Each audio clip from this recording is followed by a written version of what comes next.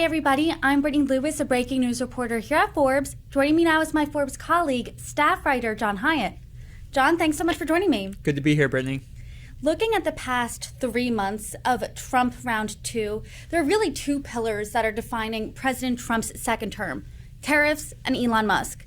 And as we saw with tariffs, President Trump has threatened, started, paused, and escalated trade wars with allies and adversaries alike. And as we see with Elon Musk, he is a senior Trump advisor. He has endorsed President Trump since July and has really been an ardent supporter. He's also the face of Doge. So I'm curious, at the intersection of these 2 pillars here, Elon Musk and tariffs, what has Elon Musk said about tariffs so far? What has been his reaction? Yeah, so tariffs have been almost a breaking point between Musk and Trump. Until Liberation Day, just 2 weeks ago now, these 2 men have really been in lockstep.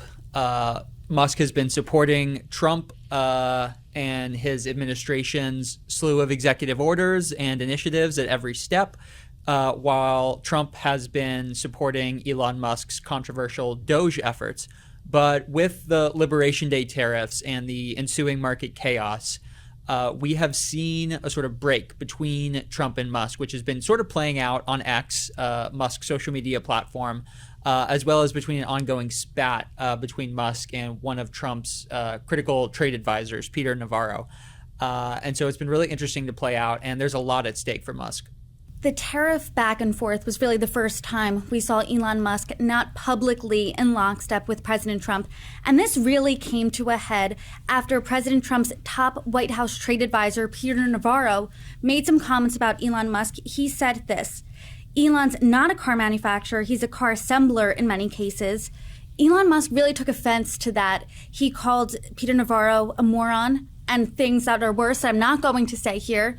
Peter Navarro essentially denied that there was a feud. He said he's been called worse before. The White House spokesperson, Caroline Leavitt, said boys will be boys. I mean, what do you make of this feud? They could say it's not a feud, but we all have eyes and we all know what a feud is. What I think is really quite interesting about this is that you kind of have 2 different elements of the Trump base here, the Trump constituency warring. And on the one hand, you have Peter Navarro, who's this sort of dyed-in-the-wool protectionist trade hawk, somebody who has long pushed for restrictive trade measures and has been controversial in his positions on the economics of trading. A lot of mainstream economists would say that Peter Navarro is a fringe figure and that the theories he espouses on the benefits of the sort of protectionist world that he advocates for are not true. Whereas with Elon Musk, you have another wing of the sort of Trump backers, which is sort of the tech oligarchy, the billionaire wing. You have somebody in Musk who has made his fortune really on the back of free trade and on the back of the sort of neoliberal world order that has created so much prosperity for businessmen like him and for consumers at large. And so what you're seeing with these 2 is really sort of a clash of ideologies as much as the sort of petty back and forth that we're seeing. And they're really trying to lay claim to what is the true meaning of Trumpism. What really is this administration all about? And I think we'd have to say that as of right now, Peter Navarro is winning that fight. I mean, Trump is pushing forward with these 10% levies on all countries. He is ramping up the trade war with China, which is a crucial producer of materials and component of Elon Musk's business empire.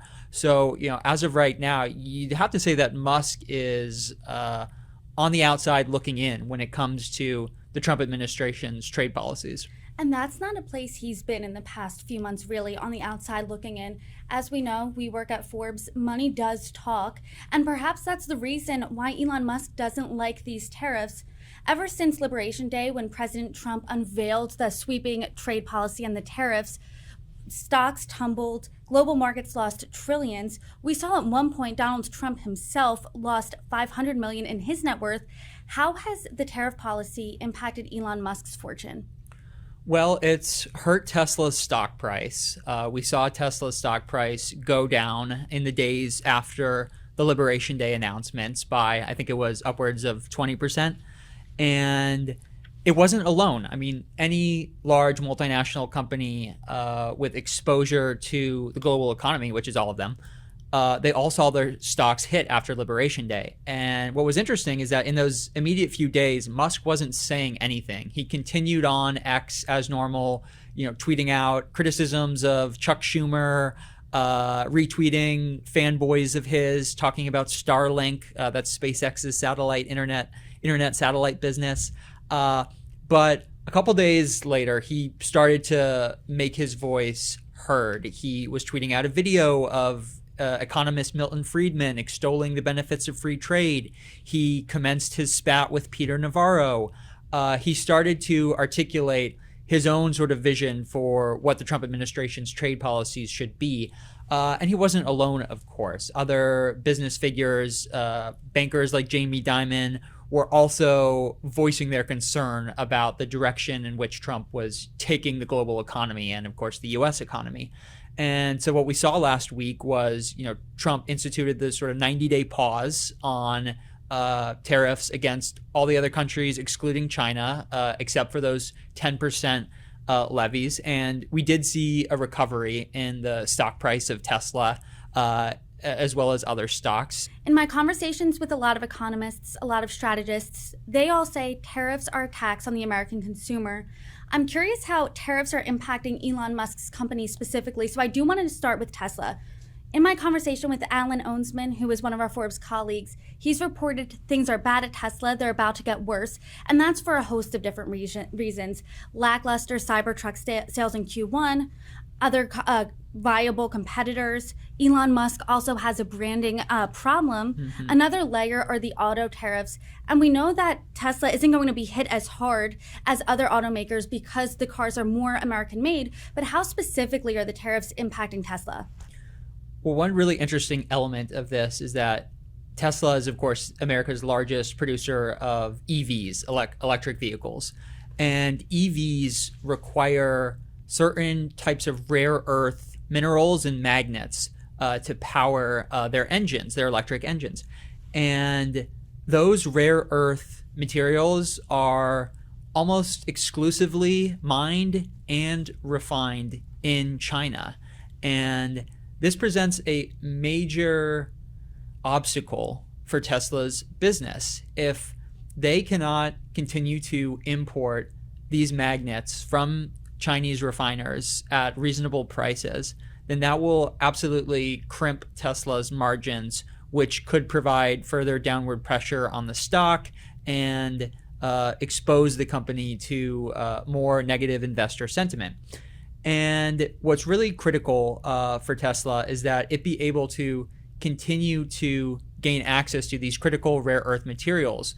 The long-term goal, which Elon Musk has advocated for on X in the last couple of hours, actually, is that the U.S. needs to step up its refining capabilities of these rare earth minerals and production of these magnets so that domestic production can commence. But that's obviously not something you can do overnight. And so it presents an immediate near-term risk to Tesla's business. Beyond the increased cost of rare earth minerals, magnets, and even the accessibility to those metals is Tesla's China business. People might not realize that China is actually the largest market that Tesla has. Tesla has a massive gigafactory in Shanghai, which produces Teslas that it sells to Chinese consumers. And in recent years, Tesla has taken a hit from domestic competitors in China, EV makers like BYD, which is now the world's largest EV maker. And yet, China is still Tesla's biggest business. And so just the negative sentiment among Chinese consumers toward Elon Musk and towards this branding problem that you alluded to, because he's so closely intertwined with the Trump administration and global sentiment around the Trump administration, you have to think that that is also going to hurt Tesla's business there.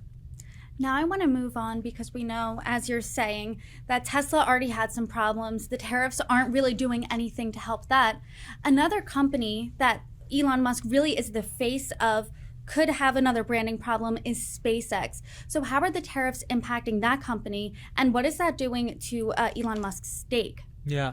So SpaceX is a little different from Tesla in a critical regard in that it's privately held. So there's certain information about SpaceX that we don't have as outside observers. But similar to Tesla, I mean, this is a manufacturer of complex machinery, and manufacturers of complex machinery rely on imports of different types of commodities and metals and parts from around the world. And so Trump's tariffs are inevitably going to affect the supply chain costs of a major global company like SpaceX. And specifically, just as Tesla requires certain rare earth magnets for its EV engines, so do SpaceX rocket engines require rare earth magnets. One in particular that folks have told me about, samarium, which is on the list of rare earth minerals that China is now requiring licenses for to continue exporting. This is a critical element for creating propulsion systems or engines for SpaceX rockets. So it may not pose an immediate near-term threat to SpaceX's business, to its launch rocket business, but I mean, in order for it to continue to manufacture rockets, I mean, it needs access to these sorts of minerals. And then, more broadly speaking, a critical part of SpaceX's business is its satellite internet provider, Starlink.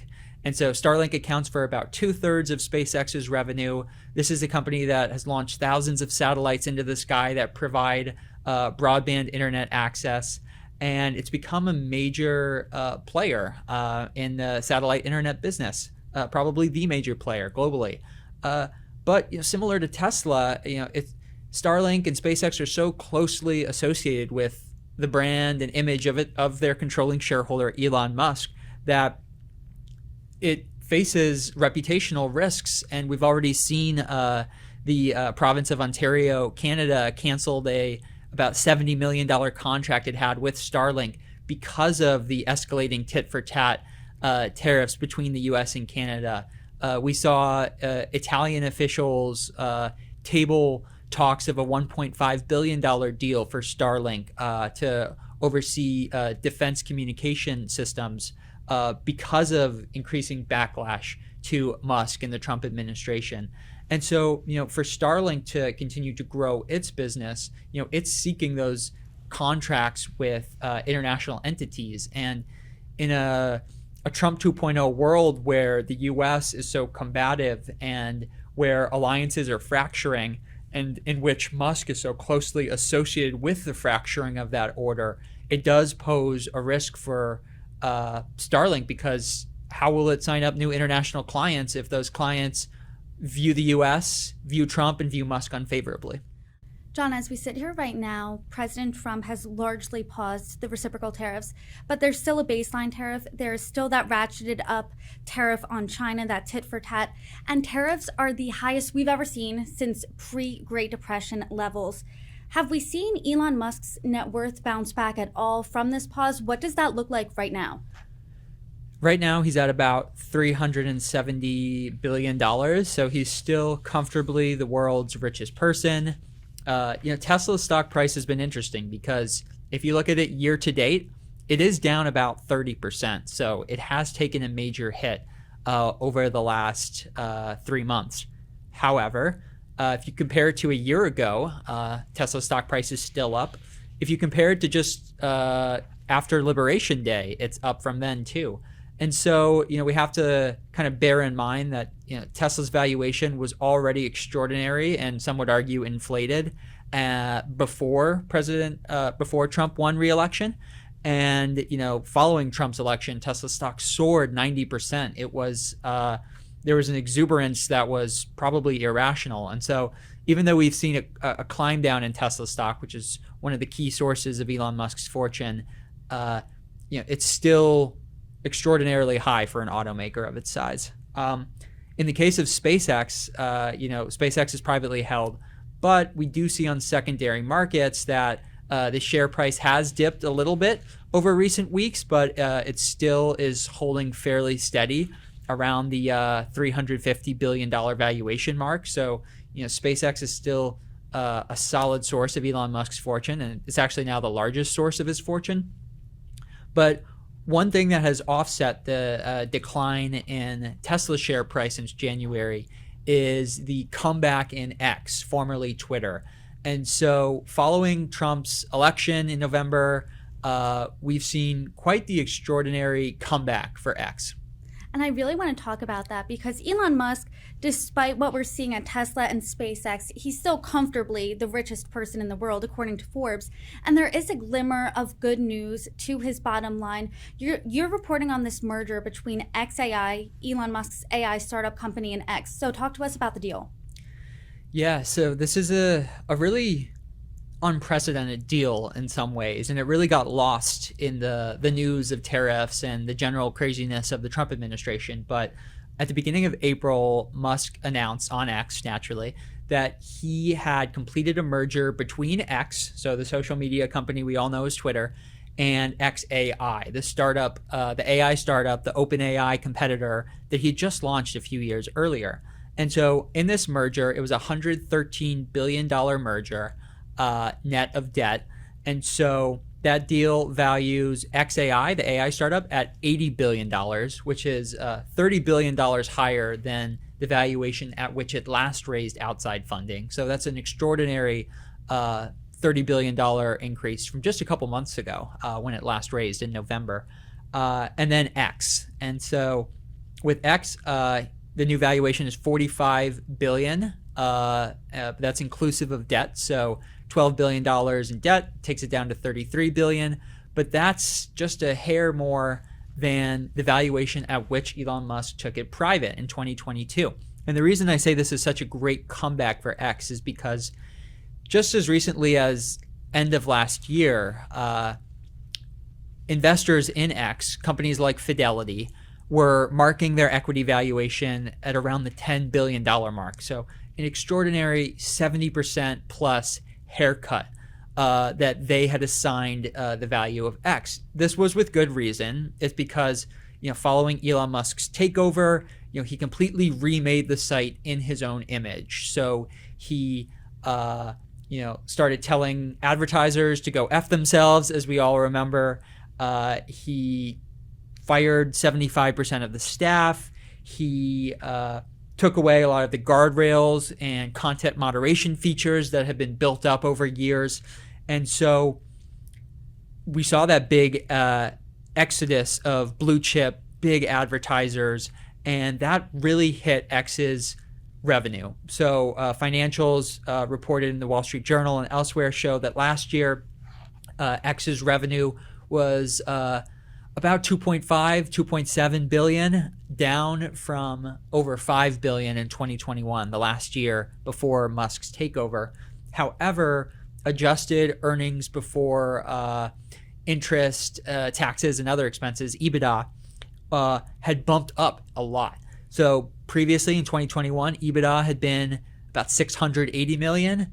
Under Musk's control last year, EBITDA was 1.25 billion. And so, this is typical Musk, right? He comes in, he slashes expenses, he lays off a ton of people, he breaks things, and then he fixes them to see, what's actually necessary. And so, an investor in X I spoke to said, obviously this is worth 44 billion, the valuation at which he took it private. I mean, this is a company doing 1.25 billion in EBITDA, which no doubt is an improvement, but we have to remember that it has that huge $12 billion debt load still from the take private. And what the merger has solidified really between X and xAI is that, xAI and X are naturally sort of symbiotic because, X is a place where people go. It commands our attention. It's a social media feed where we all spend our time, or at least journalists and those who, miss Twitter. But Grok, the chatbot, that's powered by XAI, and so Grok is available on X. So it kind of makes sense that they come under the same roof and they find those synergies. Critics, though, would say that Elon Musk is the controlling shareholder of both of these multi-billion-dollar companies, and he's just pushing this deal through to inflate the valuations of both companies, and he doesn't have any guardrails preventing him from doing so. There are not independent boards of directors at these companies who are going to evaluate whether or not this deal is really at valuations that are appropriate, and or whether minority shareholders want the deal to go through. That being said, the minority shareholders definitely do want the deal to go through. These are firms like Andreessen Horowitz, Sequoia Capital, 8VC. These are all Musk stands, and anything that Musk says, they're good with. And he's made them all a lot of money in the past, so there's no reason to think he won't this time either. What you said about Elon Musk and what he did to Twitter, now X, is really the blueprint of what he's doing with Doge, cutting people, cutting everything, maybe overcutting, and then seeing what's left and then growing it from there. And the last thing you really want to hear as an investor is someone who just bought a company telling advertisers to go F themselves. So investors, as you're saying, are very happy for this X comeback. Mm-hmm. Some are too critical that this is too much of a sweetheart deal for Elon Musk. But just how much of a sweetheart deal is it? How much did this boost his bottom line? The value of Musk's stake in X and XAI was boosted by our measurements by around $33 billion. And bear in mind, we had last estimated his stakes in those companies in late February, early March, when we were finalizing our world billionaires list. And so, this was an extraordinary on-paper gain for Musk of $33 billion. Elon Musk has been vocal about really wanting to be a pioneer in the AI space. Our colleague Alan Owensman said this about Elon. He said he claims the car maker will someday be the most valuable AI company in the world, meaning Tesla, but Tesla is not the AI powerhouse that Elon Musk says it is. Is Elon Musk hoping XAI is going to be his AI crown jewel? I think that's fair to say. This company has received over $12 billion from outside investors. It's building one of the world's largest cluster of supercomputers outside of Memphis, Tennessee. And so he's putting a lot of chips in this basket. And let's not forget that, Musk's original AI crown jewel was OpenAI, the firm that we all know. He co-founded that with Sam Altman, and ultimately there was a rift between those two men over the direction of the company. And so XAI is in some ways Elon Musk's rebuttal to OpenAI. And with the gravitas of Musk and with the backing of his institutional investors like Andreessen Horowitz, he is turning it into a Goliath in its own right. We're seeing a lot from Elon Musk right now with this merger, with his rebuttal to President Trump's tariffs, with Tesla tumbling. What specifically, when you're looking at Elon Musk as a whole, what are you specifically looking out for next? I'm really curious to see the extent to which he recedes from the political spotlight when his 130-day stint as a special government employee ends. Is he actually going to leave Washington? Is he actually going to step back from his sort of de facto role right now as Trump's right-hand man? Is he still going to be trying to influence the policy, not just of Doge, but of the administration as a whole? And more equally important, will Trump still view him as favorably as he has? There have been reports that Trump is kind of tiring of Musk, that he's ready for his Doge tenure to end, and that he wants to get on with governing as without this sort of heavy weight of Musk always around him. So it'll be really interesting to see the extent to which these two men continue to influence each other. And it will be interesting as that 130 days comes to an end, if he does leave on his own, if this reported rift comes into the actual spotlight, opposed to just reported rift. And then there's a ton to look out for. John Hyatt, I appreciate our conversations. I appreciate your reporting, and I'm looking forward to the next one. Thanks, Brittany. Great to see you as always.